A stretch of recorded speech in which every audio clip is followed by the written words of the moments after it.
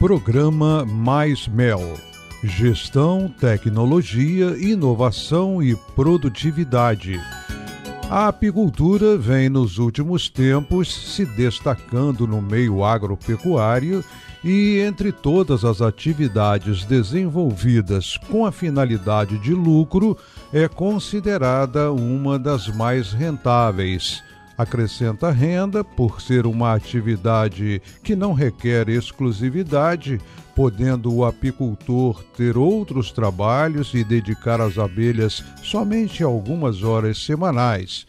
E ainda o apiário poderá ser colocado no terreno rural de um amigo, não precisando o apicultor possuir terra exclusiva para tal fim. A abelha é um ser fascinante, que encanta qualquer pessoa. E muitas vezes nos perguntamos como pode ser tão perfeita e organizada. Nós, humanos, poderíamos seguir seu exemplo e teríamos uma sociedade melhor. Apicultura, a natureza e as abelhas. A apicultura é a parte da zootecnia que cultiva as abelhas. É a arte ou ciência de criar abelhas de forma racional, produzir em menor tempo os melhores produtos com o menor custo para obter o maior lucro.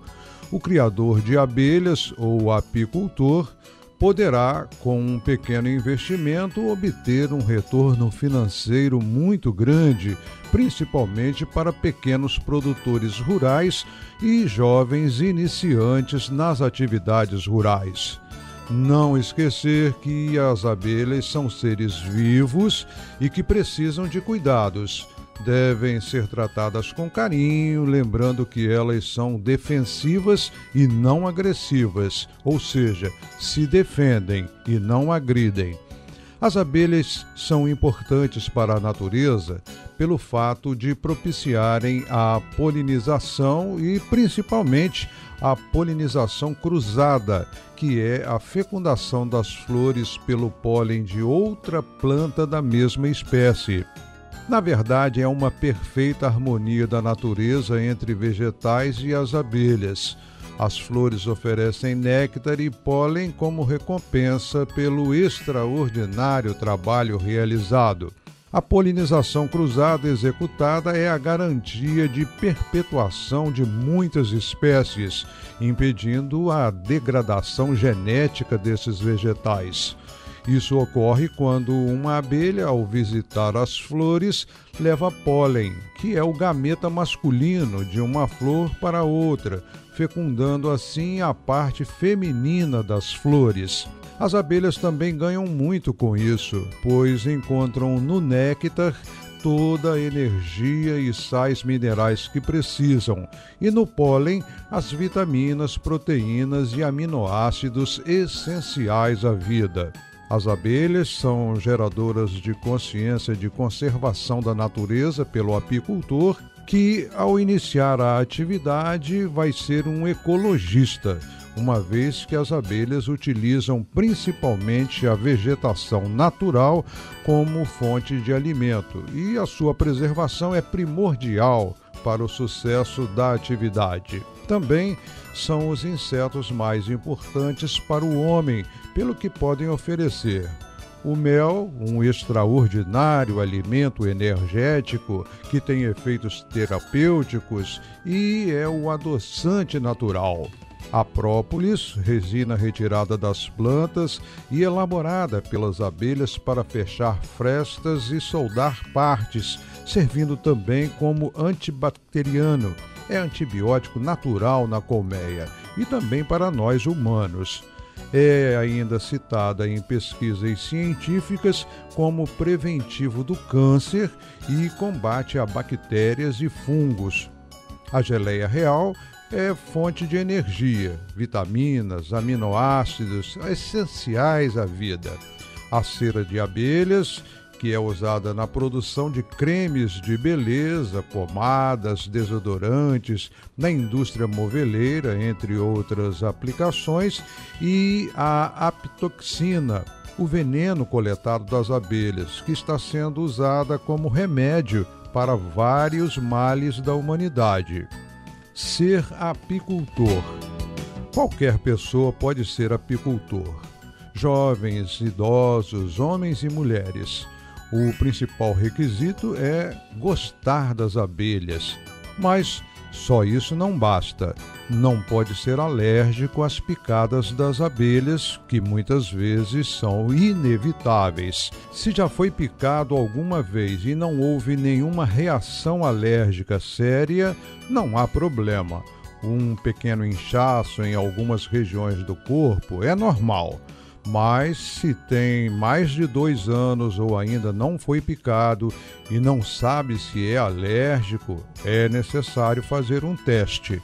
Mas lembre-se, somente um médico pode executar esse teste, pois uma picada apenas em uma pessoa alérgica pode levar à morte em poucos minutos.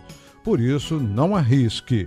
A segurança em qualquer atividade é essencial.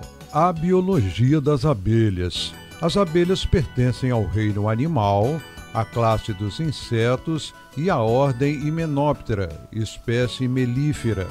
Aqui vamos tratar das abelhas do gênero Apis em especial, as encontradas no Brasil, híbridas e resultado do cruzamento de raças europeias com raças africanas, vulgarmente chamadas de africanizadas.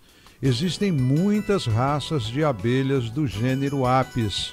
As abelhas africanizadas se organizam em colônias ou sociedades, formando os enxames. Nesses, vamos encontrar 3 castas distintas de abelhas que, em média, têm de 10.000 a 100.000 abelhas operárias, podendo chegar a mais, até 400 zangões e uma rainha. Operárias.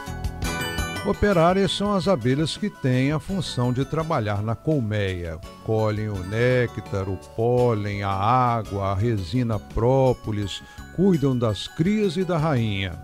Nascem dos ovos que são fecundados e, após a eclosão, as larvas são alimentadas nos 3 primeiros dias com geleia real, diferenciada da geleia da larva da rainha, e posteriormente com a mistura de mel com pólen até o início do período de pupa.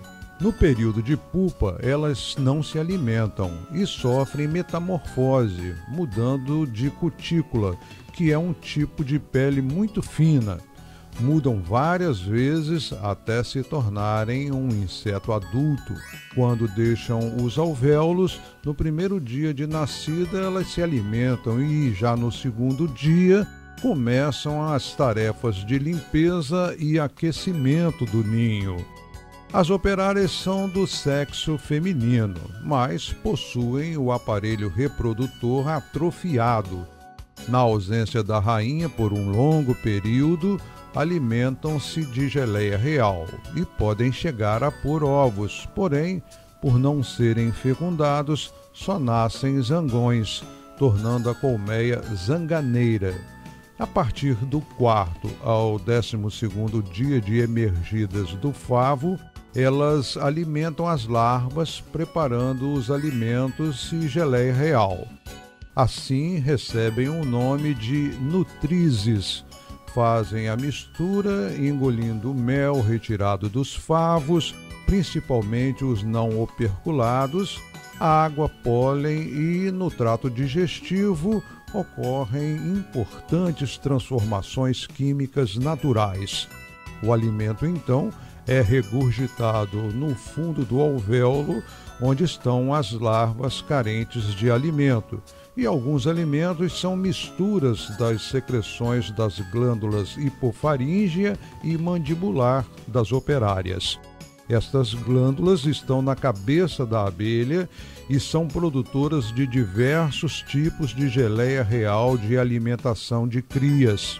Do 14º ao 21º dia de emergida, são chamadas de engenheiras, por dedicarem-se à produção de cera, reforma e construção dos favos.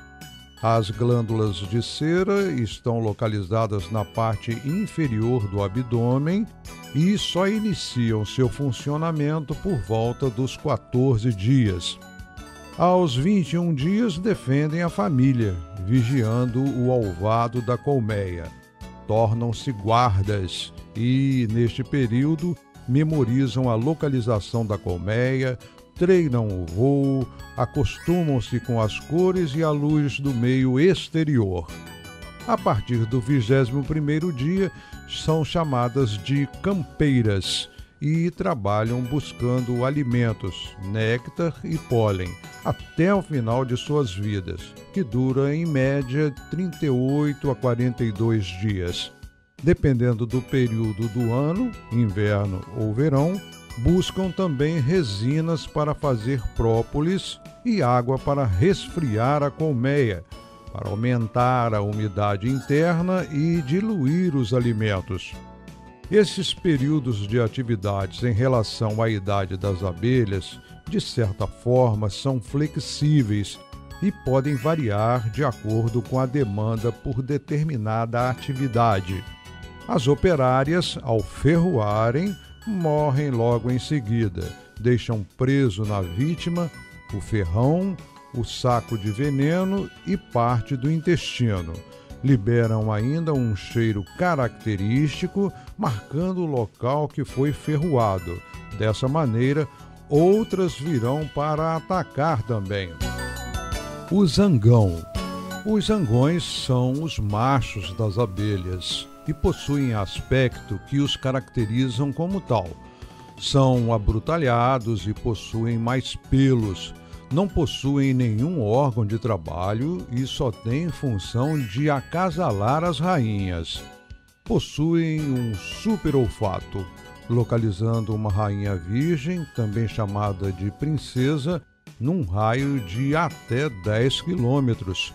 Os zangões que têm o prestígio de acasalar morrem no ato por deixarem preso na rainha seu órgão externo no momento da ejaculação. Atingem a maturidade sexual em 12 dias de emergidos e vivem em média 80 dias, mas são expulsos da colmeia no período de entre-safra. Resultam da reprodução por partogênese e nascem em 24 dias. Sempre têm avô, mas nunca pai, porque nascem de um ovo não fecundado.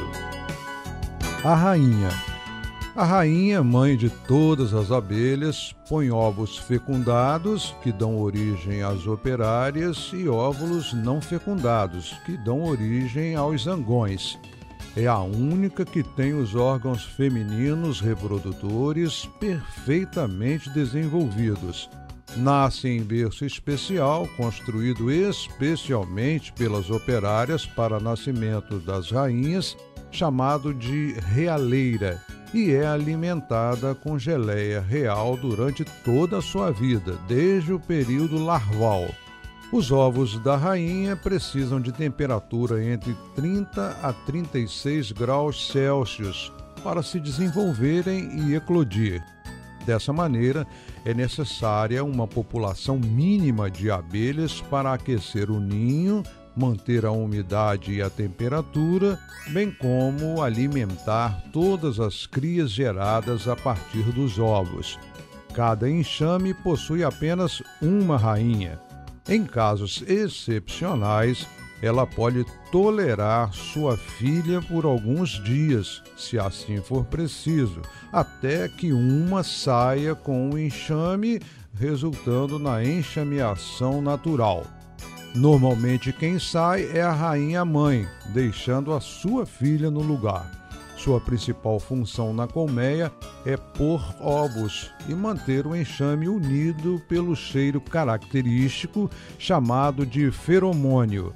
Ela não possui órgãos de trabalho e gerará as operárias e zangões, chegando a pôr mais de 3.000 ovos em um só dia. Isso é mais de 2 vezes o seu próprio peso. A postura depende do alimento que entra na colmeia, no néctar e pólen, podendo diminuir ou aumentar conforme a quantidade. Na entre-safra, pode parar totalmente a postura por alguns dias, se a falta de alimentos for total. Leva 15 dias para nascer. Em média, a partir do 4º dia de nascida, faz seu primeiro voo de reconhecimento e localização da colmeia. E o voo nupcial ocorre normalmente até o 9º dia. Ela pode fazer quantos voos forem necessários para encher a espermateca, que é o reservatório de sêmen, chegando a acasalar-se com até 36 zangões. No 2º dia, após fazer o voo nupcial, começa a pôr ovos e, depois de começada a postura, não acasala mais até sua morte, vivendo em média de 2 a 5 anos. Nos alvéolos menores, ou orifícios dos favos, põe ovos fecundados e nascem operárias. Nos maiores, põe ovos não fecundados e geram zangões. Os ovos postos são brancos e ficam em pé no fundo do alvéolo. Vão deitando no passar dos dias e eclodem no 3º dia. A rainha usa as patas dianteiras para medir o alvéolo e determinar a fecundação ou não de seus ovos. No caso de esgotamento da espermateca, começa a pôr ovos não fecundados involuntariamente e só gera zangões. Nesse caso, as operárias podem detectar, eliminar a rainha e produzir uma nova. Para manter as operárias informadas de sua presença, produz feromônios que marca a sua presença na colmeia. Na medida que vai envelhecendo, perde a capacidade produtiva e diminui a produção dos feromônios, sendo naturalmente substituída ou devendo ser pelo apicultor. Confira mais técnicas nas outras cartilhas do programa Mais Mel.